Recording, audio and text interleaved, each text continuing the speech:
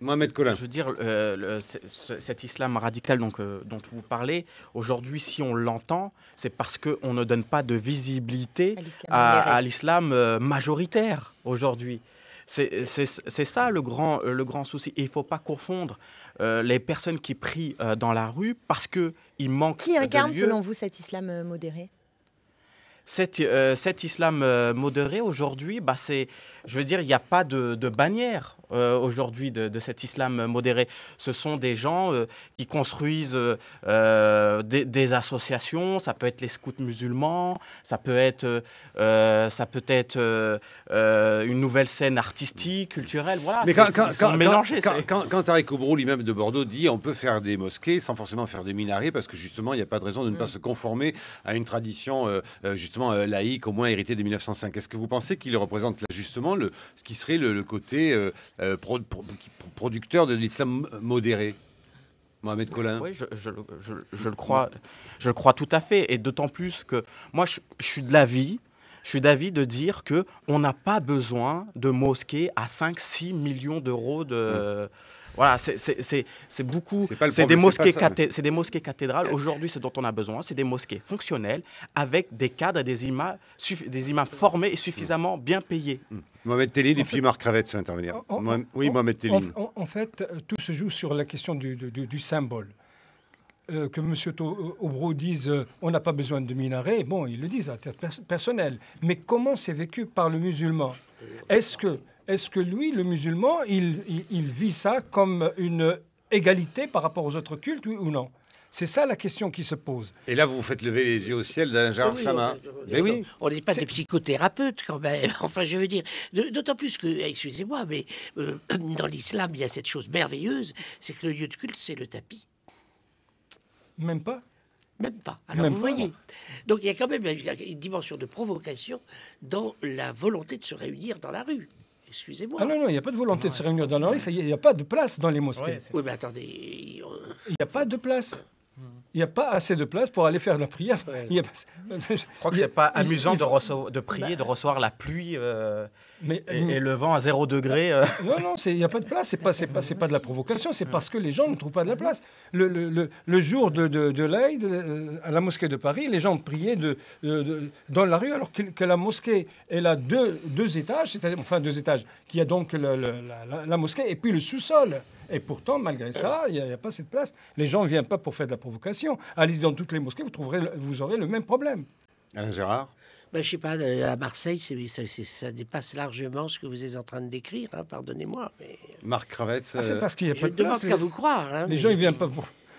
Mais ceci dit, bien entendu, ce que je dis là sont des chiffres qui sont vérifiables. Marc Cravette, 8h52. Non, je crains qu'on ait oublié, mais dans tout ça, un peu un contexte qui est quand même un contexte épouvantable. C'est parfaitement contemporain. Quand en Irak, il y a les attentats antichrétiens en Irak, ils sont d'ailleurs d'autant plus ressentis ici que la France, en plus, accueille donc des réfugiés irakiens. Et c'est vrai que il n'y a pas de leader. Ça ne fait pas bouger grand monde. Il n'y a pas de contre les chrétiens en Irak. Oui, ça, c'est clair que là, tout d'un coup, et de même d'ailleurs qu'on continue de prétendre qu'il n'y a pas de problème islamo-chrétien en Palestine, que tous sont des Arabes. Ce qui est faux, on sait très bien. Là où je suis surpris, c'est que des intellectuels. Je sais bien qu'il n'y a pas de clergé ni cette autorité. Mais enfin, du côté des catholiques, si on avait attendu le clergé pour essayer de mettre en avant les défauts de l'Église catholique. Je pense qu'on serait toujours en train d'oublier l'Inquisition. Donc, je regrette en effet qu'il n'y ait pas plus, et vous avez peut-être la réponse à ça, plus d'intellectuels musulmans pour dire on ne se reconnaît pas là-dedans, il y en a marre de ces conneries, on n'a rien à voir avec tout ça, et voilà, qui parlent, eux, parce que dire qu'il n'y a pas de publicité autour d'un islam modéré, c'est aux gens qui ont envie que ce soit ainsi de le faire. 99% personne ne fera votre place. des musulmans de France sont dans un islam modéré. Oui, c'est ça la grande méprise. Vous dites on ne les montre pas assez, mais qu'ils se montrent, grand Dieu. Olivier Wagnero, c'est le mot de la fin, on est au bout. Non, c'est vraiment terminé. Il y a quand même des intellectuels. De médiatiser l'ordinaire. Il y a quand même des intellectuels musulmans. Il y a en France Abdenour Bahir, par exemple, Bidar. Il y a aussi. Non, mais il y a des intellectuels. C'est-à-dire que ce que je veux dire, c'est que le problème, c'est qu'il faut aussi que l'on réfléchisse sur nos relations aussi avec l'islam maghrébin. Parce que en France aussi, on a affaire à des communautés qui sont toujours sous la dépendance de certains pouvoirs politiques, y compris dans le Maghreb, et que certaines personnes, y compris à la tête de l'islam, veulent toujours avoir une mainmise sur les musulmans de France. Voilà pourquoi je propose toujours le secrétariat d'État à la laïcité et au culte. Un peu de douceur dans ce monde brut pour saluer la disparition de James Moody, immense saxophoniste alto et ténor et également flûtiste américain. Il jouait entre autres avec ses grands copains qui étaient notamment Dizzy Gillespie, Frank Sinatra ou Henry Mancini.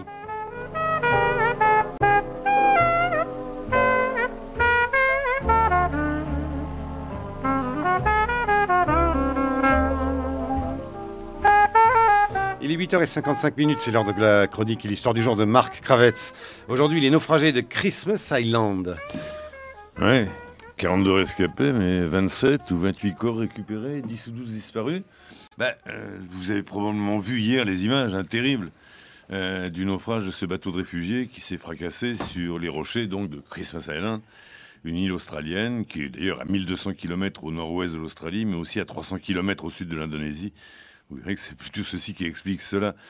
Alors, des horreurs de ce genre, il y en a eu hélas bien d'autres. La différence, ce sont évidemment les images qui ont été filmées depuis la côte, à une centaine de mètres du drame, sous les yeux donc des résidents impuissants qui ont fait ce qu'ils pouvaient face à une mer déchaînée. Ils ont jeté des cordes, des gilets de sauvetage. Ils ont probablement contribué ainsi à sauver plusieurs vies, plus les 2 canots des douanes australiennes. Ce qui donnera peut-être aux survivants une chance de plus, si l'on ose un tel mot. Peut-être seront-ils, eux, accueillis en Australie. Alors, oui, les images sont épouvantables, mais elles sont aussi terriblement accusatrices. Alors bien évidemment, ça ne se passe pas que dans cette région. Cette fois, c'est là, ça aurait pu être à Gibraltar, ça aurait pu être au large de la Sicile, ça aurait pu être quelque part au sud de la mer Égée. On ne sait pas très bien si... D'ailleurs, il n'y a pas beaucoup de musulmans. On sait, en l'occurrence, il y en a probablement. Il y a des chrétiens, il y a surtout des malheureux. Il y a des malheureux, des miséreux, qui veulent à tout pu fuir l'horreur où ils sont. Et c'est ceux dont on parle rarement, alors sauf évidemment dans les statistiques de ces drames. En l'occurrence, c'est vrai que ces images sont accusatrices pour l'Australie et son gouvernement travailliste en ce moment, aussi pour les puissances régionales du Pacifique, l'Indonésie en tête, sans oublier bien sûr les pays du G20 les plus riches qui ne font pas grand-chose pour aider à résoudre cette question des réfugiés, sans oublier bien sûr les trafiquants qui prospèrent sur la misère de leurs malheureux semblables. Alors, on ne connaît pas encore précisément la nationalité de ces naufragés de l'île Christmas. On dit que ce sont des Irakiens et des Irakiens. On ne sait pas. On sait en revanche qu'ils sont partis d'Indonésie, où quelques milliers de réfugiés, dont 2700 officiellement enregistrés, originaires en majorité d'Afghanistan, d'Irak, d'Iran et du Sri Lanka, sont installés. Alors, mal, mais ils sont installés. Ceux-là attendent souvent d'ailleurs dans les pires conditions et depuis des mois, un éventuel visa vers l'Australie. Un accord entre les deux pays devrait permettre en principe un accueil officiel pour 500 d'entre eux. Mais les procédures bureaucratiques sont ce qu'elles sont, très lentes. On ne sait si les naufragés d'hier faisaient partie de ce lot. On sait que beaucoup, en tout cas, n'en peuvent plus d'attendre. Et ils sont la proie d'élections, évidemment, pour les trafiquants qui leur promettent, au prix de ce qu'il leur reste d'économie. Il faut dire que beaucoup ont déjà dépensé une bonne partie de leurs faibles avoirs pour fuir leur pays. Donc, avec ce qui leur reste, ils s'offrent, si j'ose dire, une traversée promise rapide à destination précisément de cette île Christmas, où les autorités australiennes, l'île Noël, si on traduit en français, c'est assez mal choisi. Les autorités australiennes y ont aménagé un camp de détention pour les demandeurs d'asile.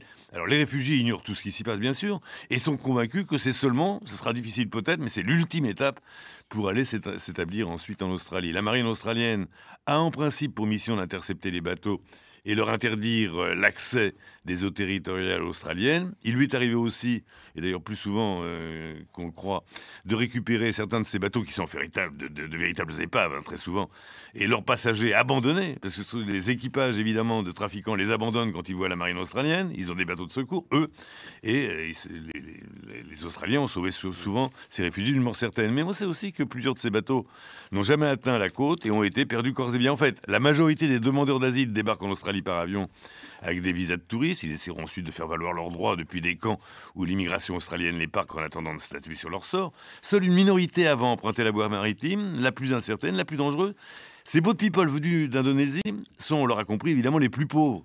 Pour la première fois depuis 10 ans, pourtant, ils ont été la majorité des demandeurs d'asile en Australie. Et l'année 2010 a battu tous les records en nombre de ces réfugiés venus par la mer ou qui n'en sont jamais sortis, comme les réfugiés de l'île Christmas, ça nous regarde assez directement, même si on a tendance à regarder ailleurs. Merci Marc, et demain vous nous accompagnez. On fera toute l'émission avec vous au lycée Sugère pour les 24 heures de France Culture en Seine-Saint-Denis. Emmanuel Laurentin, la guerre d'Algérie dans la fabrique de l'histoire. Exactement, Marc. Aujourd'hui, on traite dans le débat historiographique de la fin de cette série sur la guerre d'Algérie, on traite de la façon dont les autres pays ont vu la guerre d'Algérie se dérouler, c'est-à-dire l'Allemagne, l'Italie, les Pays-Bas ou d'autres. Merci Emmanuel. Tous les livres de nos invités aujourd'hui, ceux d'Olivier Bobineau, Mohamed Telline et les références du site saphirnews.com de Mohamed Collin seront sur le site de franceculture.com. Allez, je te dis quand même, le religieux et le politique, 12 réponses de Marcel Gaucher avec une introduction et entretien d'Olivier Bobineau. C'est chez Desclés de Brouwer. Merci à nos stagiaires Martin Sebel, Ferdinand Bidlowski, à l'équipe des matins, Vincent Lemaire, Mélanie Chalandon, Siam Boutata et Pauline Muil. France Culture, il est 9h21.